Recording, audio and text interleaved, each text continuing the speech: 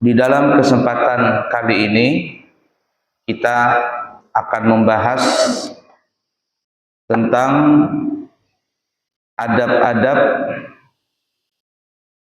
ketika masuk dan keluar dari kamar mandi, atau bisa juga kita sebut namanya WC atau toilet. Toilet. Nah, itu ya. Adab-adabnya kita perlu pelajari. Kalau kita sudah tahu adab-adabnya, maka dianjurkan bagi kita untuk mengerjakannya. Karena adab-adab ini adalah dari adab-adab kesunahan yang dilakukan oleh Nabi kita Muhammad sallallahu alaihi wasallam. Apa saja adab-adabnya? Bismillah.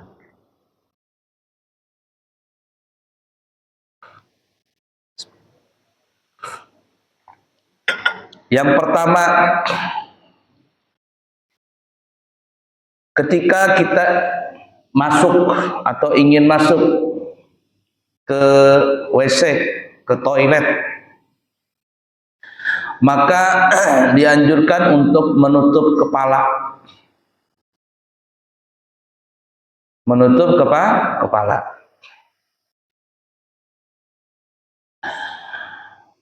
Dan sebaiknya juga menutup telinga. Ya, gimana ya? Pertama kepala dulu kita bahas ya. Kecuali kalau seandainya kita memerlukan untuk membuka kepala, seperti kita mandi umpama, ya mau nggak mau ya, mandi janabah, mandi hadas besar umpama, maka mau nggak mau harus membuka kepala, yakni jangan ditutup kepala supaya air bisa sampai ke rambut dan kulit kepala. Tapi kalau hanya ingin buang hajat atau masuk ke kamar mandi, apalagi buang hajat, maka dianjurkan untuk menutup kepala. Kenapa disuruh menutup kepala? Nah, perhatikan ini ya, karena disebutkan di dalam riwayat Abu Dawud,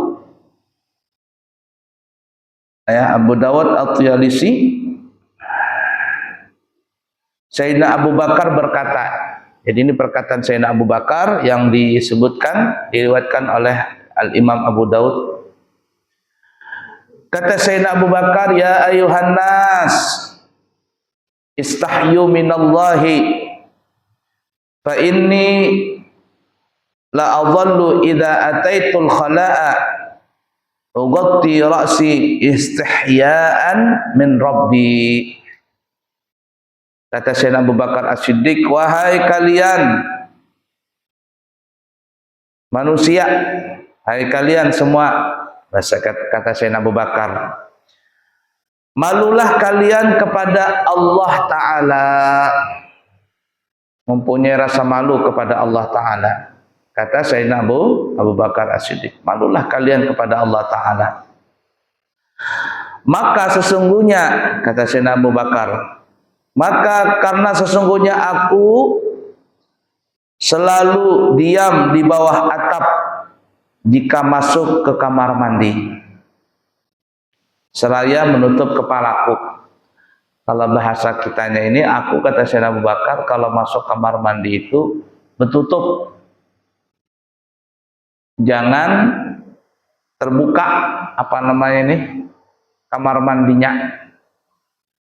Nah, itu yang kayak di mana namanya? Apa ajar bahasa kita? Jamban kah? Jamban. Jadi ibarat kata itu masuk ke jamban tertutup kanan kiri, tapi di sini di atapnya ini terbuka. WC-nya kada atap. Jangan, kata Sayyidina Abu Bakar. Aku, kata beliau, kalau masuk dalam WC maka aku selalu diam. Arti diam itu jangan bicara. Makanya WC itu dalam bahasa Arab yang fusha ya, namanya baitul khala. Baitul khala itu rumah sunyi. Bait artinya rumah, al khala sunyi. Jadi kalau masuk WC jangan ribut. Diam saja, mulut diam. Baik mau buang hajat ataupun tidak buang hajat. Terutama terlebih-lebih pada saat buang hajat. Lah ini enggak sambil bernyanyi. Masuk WC sambil bernyanyi. Apakah lagunya? Lagu apa yang lagi tren itu apa ya? Telepon-teleponan. Loh, assalamualaikum. Waalaikumsalam.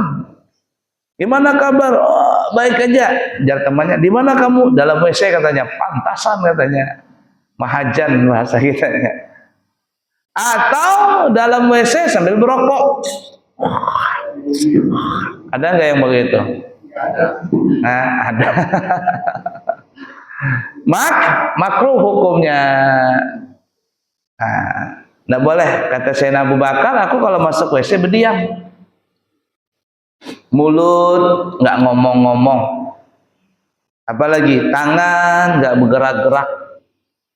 Ya, ini masuk WC bergendang, tentang, gayung-gayung di tanunya. Jangan, diam. Dan aku berada di bawah atap, yakni WC-nya itu pakai atap. Jangan WC terbuka kepalanya ini. Nah, itu kayak jamban, tahu nggak jamban, bapak-bapak, ibu? Ya, jamban itu kan yang kayak di Samarinda itu, masih ada nggak jamban di Samarinda itu? Ya di sungai itu namanya jamban. Orang Banjar nyebutnya batang. Kemana? Ke batang jarnya. Kalau di Banjar sana, di hulu sana, di hulu sungai, kemana? Ke batang jarnya. ke batang. Nah, tuh. Terbuka atapnya. Nah, jangan. Aku tidak mau, kata Sayyidina Abu Bakar. Dan jikalau aku masuk ke kamar mandi, yakni ke apa namanya, baitul khala tadi, apa bahasa kitanya, WC, ya. Aku pun menutup kepala karena rasa maluku kepada Tuhanku Allah. Jadi tutup kepala.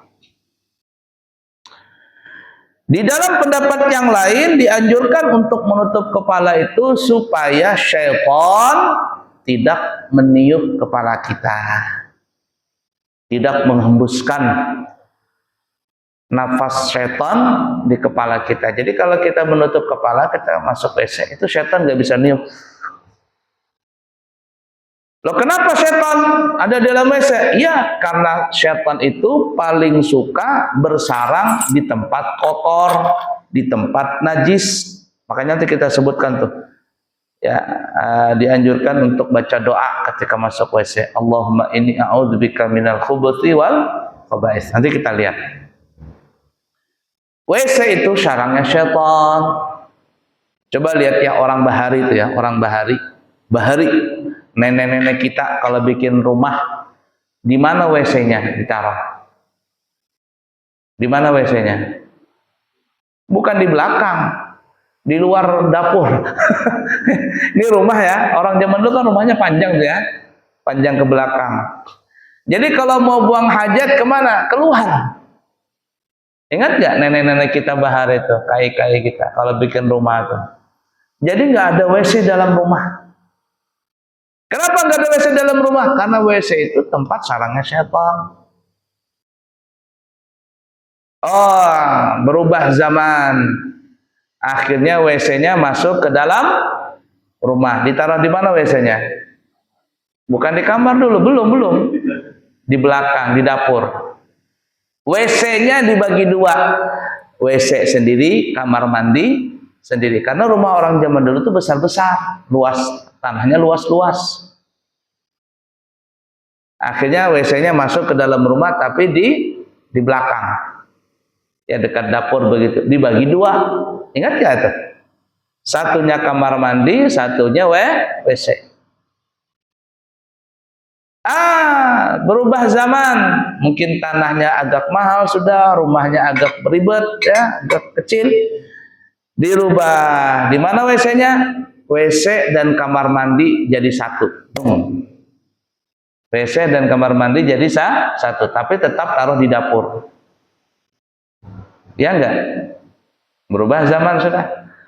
Berjalan lagi zaman, berubah zaman. RSS, rumah sangat sederhana, berubah menjadi RSS, rumah sangat sempit. Kalau rumah sangat sempit kan tidak enak bahasanya. Sekarang diganti kalimatnya rumah minimalis. Sampai ada rumah tipe 21. Kenapa 21? 2 langkah, 1 dapur, 2 langkah, 1 WC, 2 langkah, 1 kamar. Ya, di mana WC-nya? Ditaruh di antara kamar, depan ruang tamu. Ya nggak begitu? Nah, ini rumah, rumah, ya ini kamar di antaranya itu. Jadi WC-nya di mana? Sekaligus di ruang tamu. Dapurnya kecil banget. Berubah sudah zaman. Berubah lagi, berjalan zaman. Maka WC tadi taruh di mana? Di dalam kamar. Hampir rata-rata sekarang WC kita dalam kamar. Berubah zaman lagi di hotel kah? Bahkan sekarang ada lagi rumah-rumah kamar mandinya itu terbuka. Artinya di dalam kamar berkaca. Jadi kalau mandi kelihatan semuanya. Pernah nggak lihat seperti itu? La ilaha illallah. Orang Bahari nggak mau. Kenapa? Karena WC itu tempat sarangnya setan, maka dia ditaruh di belakang. Ya ala kulli hal, kita zaman sekarang banyak WC di dalam kamar. Makanya kalau kita menaruh WC di dalam kamar, itu WC jangan sampai terbuka pintunya. Kecuali kalau seandainya kita ingin masuk atau keluar WC. Selain daripada itu, jangan orang Banjar, jangan bukaan WC, tutup. Begitu juga WC di dapur kita, tutup. Supaya apa? Supaya aura jelek yang dalam WC yang ada syaitan itu, ibarat kata jangan masuk atau jangan keluar dari WC tadi lalu masuk ke rumah kita. Pahamlah kira-kira. Jadi syaitan itu akan meniup kepala orang yang masuk kamar mandi atau WC, terutama pada saat buang hajat. Kalau tidak menutup kepala, ditiupnya. Kenapa ditiup? Untuk memasukkan pikiran-pikiran negatif. Kalau orang zaman sekarang bahasanya negatif thinking. Lalu apa yang terjadi kalau nggak pakai menutup kepala? Nanti orang itu akan timbul perasaan was-was, takut, apalagi, pikirannya kotor, jorok. Ya tadi negative thinking tadi. Dari mana tadi? Syaitan yang niup. Jadi berubah. Kalau kita ingin masuk kamar mandi, maka menutup kepala. Pakai kupiah boleh nggak? Boleh pakai kupiah. Tidak ada masalah. Atau anduk ditaruh kepala, deng. Udah dipaham kira-kira? Bahkan saya pribadi itu menyarankan, baik kepada saya pribadi dan semuanya kalau saya ngajar, kalau masuk WC ditutup telinga juga.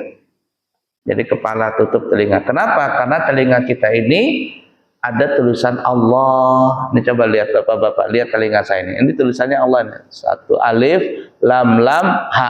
Semua telinga kita begitu. Tapi wallah alam ya, saya ini ngelihat itu orangnya. Kalau orang itu tulisannya di telinganya itu ada tulisan Allah, itu orang Islam itu. Ya. Tapi kalau ada orang bukan Islam, itu tulisan ininya nih, alif, lam itu tidak ada. Tulisan Allah itu tidak ada di telinganya dia. Terutama di telinga kiri nih. Ini kan terbalik tulisannya Allah. Coba nanti kalau pulang tuh dipoto telinga tetak begitu, ada nggak tulisan Allahnya? Coba lihat telinganya temannya masing-masing. Alif, lam, ha. Supaya apa? Supaya tulisan Allah tadi tidak terbawa ke dalam kamar mandi. Terutama pada saat buang hajat. Saya nonton film Cina, film kungfu tuh, lihat ya, hati-hati itu. Telinganya itu nggak ada tulisan Allahnya, nggak ada tulisan Allah ya, nggak ada. Oh, kata saya memang takdirnya dia bukan orang Islam. Tapi kalau di orang Islam tuh ya, ada tulisan Allahnya. Walaupun dia belum Islam, kata saya suatu saat dia mualaf itu. Suatu saat dia akan masuk Islam itu orang. Itu aneh juga ya. Jadi kalau ada tulisan Allah itu, insya Allah tuh orang itu akan Muslim, Islam, dan mati dalam keadaan Islam. Baiklah ya, yang pertama nutup kepala. Yang kedua, nah ini sering juga nih dilanggar ini, terutama di WC masjid ini. Nggak tahu di sini ada yang kayak melanggar.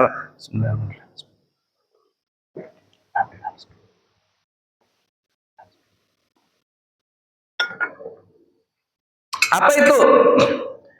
Memakai sendal. Banyak orang masuk WC nggak pakai sendal. Bahkan di WC masjid dilarang memakai sendal. Ini sebenarnya terbalik, menyalahi sunnah. Sunnahnya itu kalau masuk WC pakai sendal. Oh, mungkin panitia pengurus masjid itu melarang pakai sendal karena sendalnya itu nanti masuk ke dalam WC kotor dan sebagainya. Solusinya ada. Apa itu? Tetap pakai sendal masuk ke dalam WC di jamaah, tapi bukan sendal jamaah itu. Melainkan pengurus masjid menyediakan sendal khusus di dalam WC. Dan harus ada pakai tulisan sendal WC umpama atau sendal masjid. Ada tulisannya. Kalau ada yang bawa sendal itu pulang ke rumah, berarti dia maling sendal WC masjid. Ketahuan dia. Ya, pakai sendal. Jangan nggak pakai sendal. Kita mulailah dari rumah kita masing-masing. Saya terus terang banyak mendapati rumah orang itu kalau masuk WC nggak pakai sendal. Nggak pakai sendal, jangan. Bahkan kalau terus terang, mohon maaf ya, kami pribadi kalau berangkat umrah gitu ya, kan di hotel tuh kan di kamar tuh kan ada WC-nya. Itu saya suruh pakai sendal, kata saya. Sekamar itu kan kadang berempat, satu kamar itu ya, ada yang berempat, ada yang berlima, ada yang berenam. Kalau kamarnya besar berenam. Kata saya masuk WC itu pakai sendal. Sendal. Nanti kalau keluar WC cuci sendalnya, bersihkan. Enggak najis, enggak. Ya, enggak najis sendal itu, asalkan sebelum keluar dibersihkan, disiram betul-betul. Nah, sendal ini jangan keluar dari WC. Jadi sendal itu khusus di dalam WC. Nah, ada satu masjid di Samarinda. Saya lupa namanya masjidnya itu. Jadi kalau masuk WC itu memang tidak ada sendal di dalam WC, tapi ditaruh di sendal itu di teras. Di teras mau masuk WC itu ya. Ada terasnya. Jadi kalau kita mau masuk WC, sendal itu disediakan. Jadi kita masuk pakai sendal, baru masuk ke dalam ruangan WC, baru masuk ke dalam WC-nya.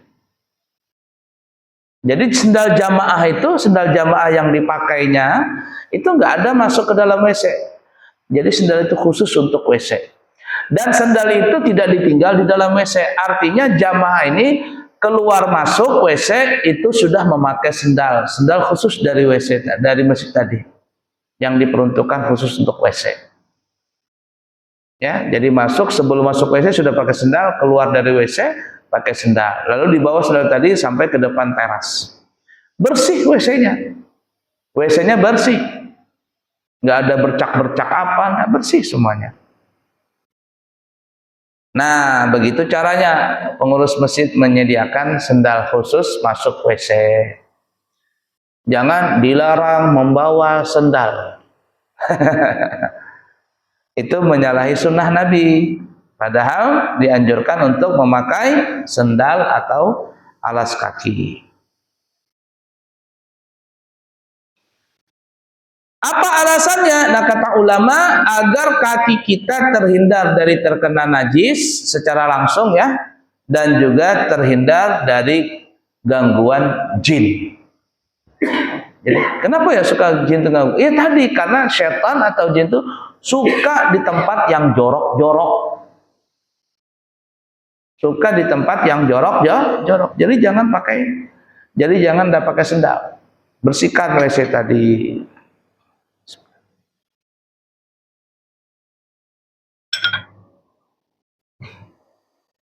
Nah, itu ya. Kemudian selanjutnya membaca doa ketika akan masuk. Ketika akan masuk ini berarti baca doanya di mana? Di luar atau dalam WC? Di luar WC. Jangan di dalam WC baca doanya sebelum masuk WC. Kalau tidak hafal doanya, ditulis, ditaruh di dinding. Di dinding di luar WC. Jangan di pintu WC. Ada orang bikin WC, maksudnya bikin pintu WC, daun pintunya itu ada yang masuk ke dalam, ya, daun pintunya masuk ke dalam WC, ada juga daun pintunya keluar WC. Kita rata-rata bikin pintu WC di mana? Masuk ke dalam, masuk keluar? Keluar atau ke dalam? Ke dalam kan ya? Ada sebagian bikin itu WC-nya di luar, pintunya keluar. Kalau kita pergi ke mana namanya itu? Ke bandara-bandara itu ada yang dua, ada yang tarik keluar daun pintunya, ada yang masuk ke dalam. Ya, ada dua, saya lihat tuh. Kalau di Masjid Nabawi itu rata-rata, Masjidil Haram, Masjid Nabawi rata-rata dia masuk ke dalam semua. Pintunya masuk ke dalam. Tapi ada sebagian seperti di bandara-bandara itu banyak masuk ke bukan ke dalam ya, tapi keluar pintunya. Keluar. Nah, kalau dia keluar, oke lah, tidak ada masalah. Tapi kalau dia ke dalam, pintunya masuk ke dalam WC, jangan menaruh tulisan Arab di pintu WC. Jangan menaruh tulisan doa-doa, termasuk ini Allahumma inni a'udzubika minal khubuthi wal khaba'ith dan seterusnya di daun pintu WC. Kalau pintu WC itu apa ya? Kalau dibuka dia masuk ke dalam. Kenapa? Karena ketika kita membuka lalu masuk ke dalam, pintunya tadi tulisan ini akan otomatis masuk ke dalam WC. Itu dilarang. Dilarang membawa nama-nama Allah. Tulisan nama-nama Allah, tulisan para nabi, tulisan nama-nama malaikat, itu dilarang dibawa ke dalam WC. Sabbihisma rabbikal a'la. Kata Allah Ta'ala, sucikanlah nama Tuhanmu yang maha tinggi. Sabbihisma rabbikal a'la. Sucikanlah nama Tuhanmu yang maha tinggi. Hormati nama Allah tadi, tulisan-tulisan tadi. Nah, salah satu bentuk penghormatan kita kepada tulisan-tulisan yang ditulis nama-nama Allah dan yang lain sebagainya adalah jangan membawa tulisan itu masuk ke dalam WC. Jangan. Dan kami pribadi nih ya, kami pribadi menyarankan kalau kita punya HP ini ya, kita punya wallpapernya, apa bahasa wallpaper apa tuh ya, itu sebaiknya jangan gambarnya itu gambar umpama gambar tulisan Al-Quran atau apalah begitu yang berbentuk agamis ya, berbentuk agama itu jangan. Bukan saya tidak senang, karena masalahnya itu kalau seandainya ada orang yang membuka HP tulisannya Bismillah atau apa begitu, terkadang kita ini sembrono naruh HP di bawah, tulisannya masih menyala begitu, ada tulisannya taruh di bawah. Kita kan tidak mengagungkan nama-nama Allah tadi, taruh di lantai HP tadi. Dan juga kami pribadi menyarankan kalau kita memakai nanda dering HP kita, yang wajar-wajar sajalah. yang standar-standar saja. Tidak perlu kita memakai nada dering Bismillahirrahmanirrahim umpama ya, atau adzan Allahu Akbar Allahu Akbar. Repotnya nanti suatu saat mungkin kita lupa membawa HP tadi ke dalam WC. Pas ada orang nelpon, masuk Allahu Akbar, WC. Adanya di dalam WC. Nah, kurang pas begitu. Standar-standar saja, yang wajar-wajar saja. Tapi jangan juga terlalu lebay. Nada deringnya apa umpama? Lagu. Masuk tentu kemana. Pas kita sholat begitu ya. Handphone kita lupa kita matikan atau apa. Ada orang telepon, Allahu Akbar. Pas sholat imamnya Bismillahirrahmanirrahim. Kata imam, handphone masuk, kemana. Habis satu masjid kacau semuanya. Yang wajar-wajar saja, ya standar-standar saja. Baik, kita kembali. Jadi kalau mau masuk WC, maka berdoalah. Doanya banyak ya. Nah, salah satu doa yang diriwayatkan oleh Al-Imam Ibnu Majah. Ini yang doa sering masyhur kita baca. Ya. Disebutkan di dalam riwayat Al-Imam Ibnu Majah, Inna hadhil hushusha muhtadaratun. Fa idza dakhala ahadukum falyaqul Allahumma inni a'udzubika minal khubuthi wal khaba'ith. Yang artinya sesungguhnya kamar mandi ini adalah tempat yang selalu dilingkupi oleh jin dan setan. Khususa muhtadarah. Maksudnya itu kata ulama, Nabi mengatakan demikian adalah khususa muhtadarah, yakni setan atau jin. Apa bedanya setan dengan jin? Nah, yang sering kita dengar itu kan ada 3 kalimat, ada jin, ada iblis, ada syaitan, ada jin. Apa bedanya itu? Nah, kalau iblis itu satu orang aja yang nggak mati, mulai zaman Nabi Adam ya sampai akhir kiamat, dia nggak mati. Itu iblis yang bermusuhan dengan Nabi Adam itu. Satu aja dia, iblis tadi, rajanya.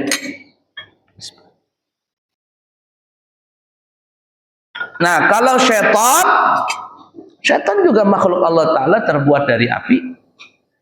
Setan ini jelas, setan itu kalau dikatakan setan itu berarti kafir sudah. Iblis, setan pasti kafir sudah. Nah, setan ini adalah tugasnya itu disuruh oleh iblis untuk apa? Untuk membuat was-was, membuat orang melakukan perbuatan dosa. Itu setan itu. Jadi kalau ada di hati kita, di otak kita ingin berbuat maksiat, ingin itu berarti setan. Makanya kita baca Quran, a'udzubillahi minasyaitonir rajim. Aku berlindung kepada Allah dari godaan setan. Entah apakah setan itu berbentuk atau tidak, wallahu a'lam. Tapi setan itu yang jelas ada terbuat dari api dan dia masuk ke tubuh manusia bukan untuk menyakiti badan manusia, tapi untuk menyerang pikiran dan hati manusia agar melakukan kemaksiatan. Dan syaitan itu masuk untuk mengganggu manusia supaya berbuat maksiat lewat 8 pintu. Ada yang mengatakan 7 atau 8. Pertama di mata. Nah, itu mata. Jadi kalau kita mata antuk tuh syaitan tuh. Setan yang membuat kita ngantuk. Apalagi di hidung. Tujuan Nabi kalau bangun tidur, kata Nabi nih ya, maka istimsyak, masukkan air ke hidung. Kenapa? Karena setan itu dia bersarang di hidung. Jadi ketika kita berwudu, masukkan air ke hidung, keluarkan. Jar orang Banjar, setannya lamas. Tahu lamas? Kelelep. Kelelep setan tadi. 2 di hidung. Yang ketiga di telinga.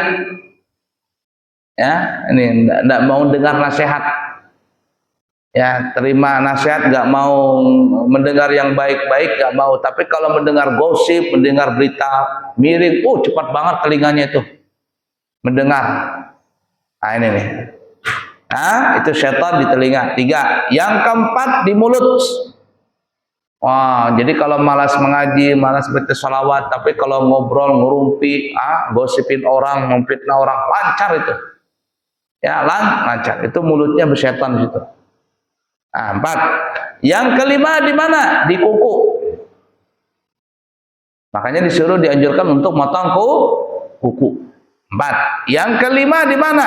Di alat kelamin.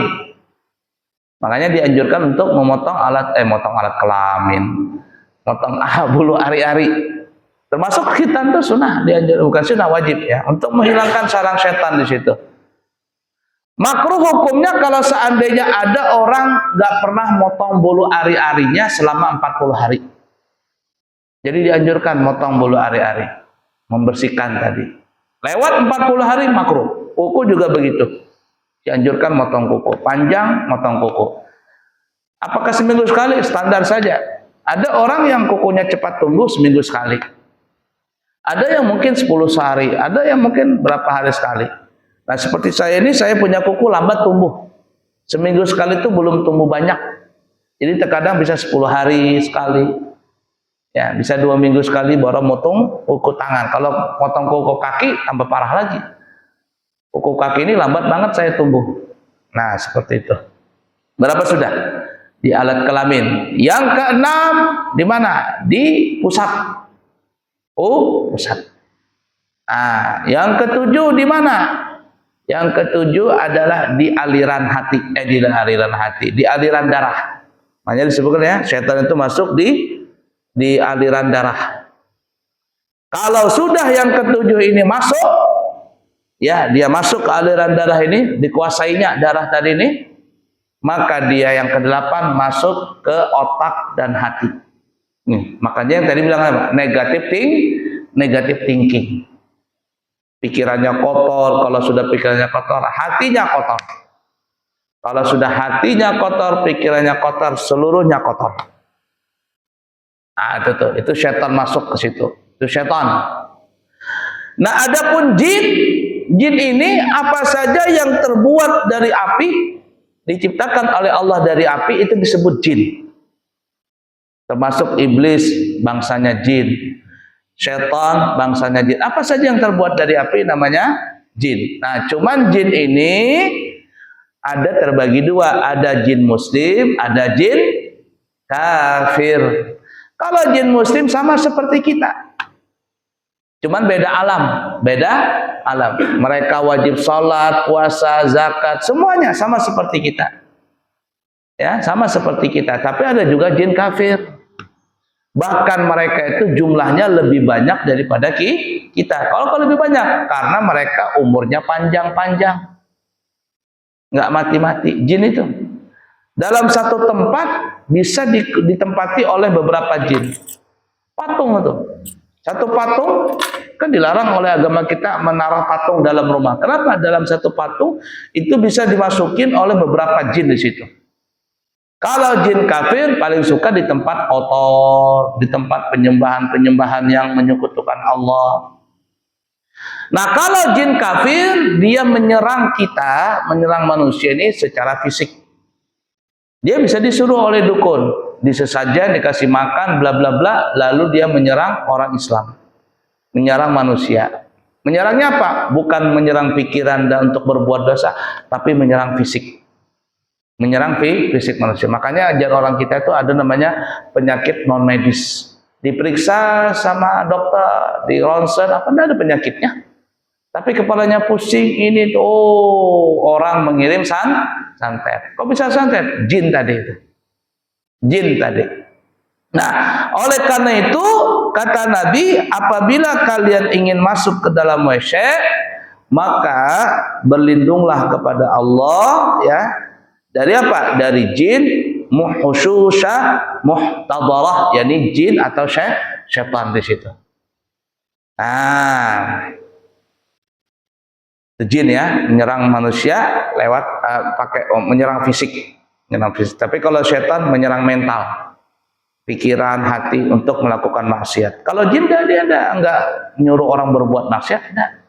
Dia menyerang untuk mengganggu manusia, menghancurkan rumah tangga manusia. Rumah tangga tuh, itu jin yang menghancurkan tuh, berpisahan, berkelahi, ya. Padahal nggak ada apa-apa. Padahal yang orangnya sholat, puasa, tapi kenapa bisa berceraian, bisa berkelahi apa itu? Jin tadi mengganggu, kiriman orang. Ya, apa namanya? Jin dasim namanya. Nah, kita lanjutkan. Fa idza dakhala ahadukum, jar Nabi, apabila kalian ingin masuk WC, falyaqul, maka hendaklah dia membaca, Allahumma inni a'udzubika minal khubuthi wal khaba'ith. Apa artinya? Ya Allah, aku berlindung kepadamu dari apa ya? Dari setan laki-laki dan setan perempuan, termasuk juga jin. Rawahu Ibnu Majah. Hadis ini diriwayatkan oleh Al-Imam Ibnu Majah. Nah, kalau seandainya umpama lupa baca, gimana? Kebelet, cepat. Yang arti dalamnya masih ada orang. Ayo cepat ya. Keluar orang, kita masuk. Nggak baca doa, lupa. Atau nggak sempat lagi sudah karena kebelet nih. Apa jar kata ulama? Jikalau doa tersebut tidak dibaca sebelum masuk WC, apapun sebabnya, ya, mungkin karena lupa atau karena apa tadi, ya, kebelet, maka kata ulama tetap dianjurkan untuk membacanya. Kapan membacanya? Di dalam WC. Bagaimana cara membacanya? Membacanya di dalam hati. Allahumma inni a'udzubika minal khubuthi wal khaba'ith.